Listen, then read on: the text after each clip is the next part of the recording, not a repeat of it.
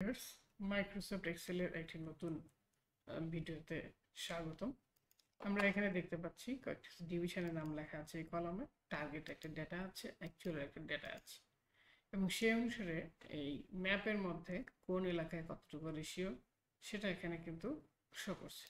এখানে যদি আমি ডাটাগুলো চেঞ্জ করি, সাপোজ রংপুর যদি এখানে আমি এখানে 66 এবং 56 আছে, 66 জায়গায় যদি আমি এখানে 100 করে দিই, ঠিক দেখেন এই যে রংপুর ডাটাটা চেঞ্জ হয়ে গেছে। এখানে যদি ক্লিক করা হয় তাহলে যে রংপুর 100 টার্গেট 56, আবার এখানে ক্লোজ করলে সেটা ক্লোজ হয়ে যাবে।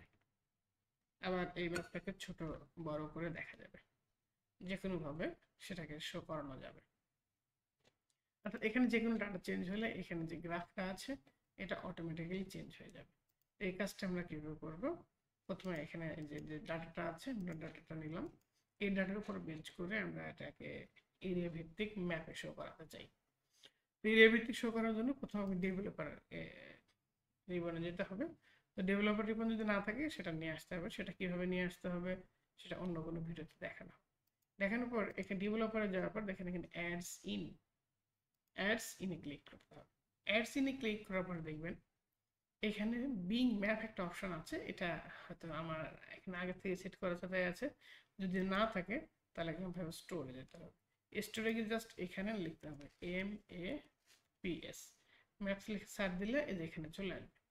যেহেতু আমার আগের থেকেই আছে, আসার পর সেখানে অ্যাড দিয়ে দিতাম, তাহলে অ্যাড হয়ে যাবে। তো আমার এখানে যেহেতু আগের থেকেই আছে, স্টোর আর এই যে বিং ম্যাপ, তো বিং ম্যাপে তারপর ক্লিক করতে হবে।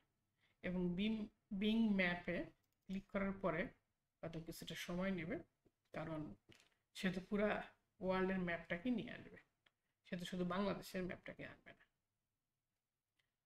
সেক্ষেত্রে আমি ম্যাপটাকে এভাবে ছোট বড় করে নিতে পারবো।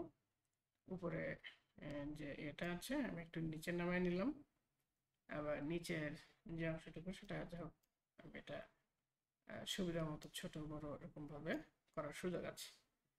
ঠিক এই পর্যায়ে আসার পরে এখানে যে এরিয়া আছে, এরিয়ার নাম সহ ডাটাগুলো সিলেক্ট করে দিলাম। সিলেক্ট করার পরে এখানে যে আইকনটা দেখতে পাচ্ছেন, ঠিক এই আইকন, লোকেশনের আইকন যেটা ম্যাপ থাকে, সিলেক্ট করার পর দেখেন এখানে সবগুলো ডিভিশনে গ্রাফটা চলে আসে।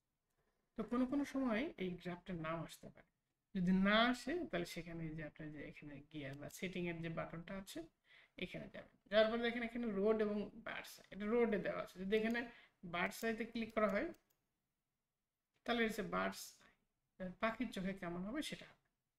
আর মাল্টিপল ডাটা পয়েন্ট ডিসপ্লে, এটা কি পাই চার্ট হলে পাই চার্ট, সার্কেল হলে শুধু সার্কেল থাকবে। যেহেতু আমার এখানে দুইটা আছে, পাই চার্টে দেখাচ্ছে, পাই চার্টটা সিলেক্ট করে দিতে হবে। আর এখানে টার্গেট এবং অ্যাকচুয়ালের কালার, তো টার্গেট এবং অ্যাকচুয়ালের কালারও এখানে চাইলে চেঞ্জ করা যাবে।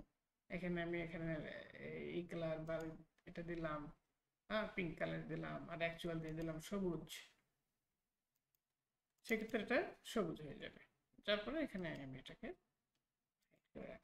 দেখেন আগের যেটা ছিল সেটা ছিল রোডের ভিউ, আর এখন যেটা হয়েছে বার্ডস আইয়ের ভিউ, যে ডাটাটা হয়ে গেছে। এখন এরপর ম্যাপটাকে আমি একটু উপরে উঠে দিলাম যাতে করে একটু সুন্দর লাগে, এদিকে ডানে বামে এখানে সরানো যেতে পারে। এখন এখানে যে ডাটাগুলো আছে, ডাটাগুলো আমি চেঞ্জ করি, সাপোজ বরিশাল কোথায় আছে, এখানে আছে, হ্যাঁ বরিশাল। এখানে দিতেন এই যে ক্লিক দিলে আসতেছে বরিশাল, টার্গেট ছিল 29, অ্যাকচুয়াল হয়েছে 30। তো আমি এটা ক্লোজ করে দিলাম। এরপরে আবার ঠিক বরিশালে গেলাম, বরিশালে গিয়ে এখানে 29-এর জায়গায় যদি আমি 89 করে দিলাম, 89 করার পরে যেটা হবে এখানে ডাটাটা ঠিক চেঞ্জ হয়ে গেছে। এই যে আবার এখন দেখি এই যে 89 যে রেশিও ছিল আবার সেই রেশিও অনুসারে ক্লোজ হয়ে গেছে। ম্যাপ চাইলে এখানে মানে চিহ্ন দিয়ে ছোট করা যাবে, প্লাস চিহ্ন দিয়ে আস্তে আস্তে চাইলে এরকম বড় করা যাবে। অর্থাৎ কোনো এরিয়া ভিত্তিক, সেটা পৃথিবীর যে কোনো জায়গা হোক, সেই জায়গাগুলো জেলা ভিত্তিক হোক, অর্থাৎ ইউনিক নেম যেখানে আছে, একই জায়গায় একাধিক নেম থাকলে সেক্ষেত্রে দুই জায়গায় শো করতে পারে। না হলে এইভাবে আমরা দেখতে পারি। আর এটা যদি আমি রোড ম্যাপে দেখতে চাই, আমি রোড দেখাচ্ছি, জাস্ট এখানে গিয়ে রোড ক্লিক করলে হয়ে যাবে। বার সাইজ ছিল, এখন রোড হিসেবে হয়ে গেল। Thanks for viewing.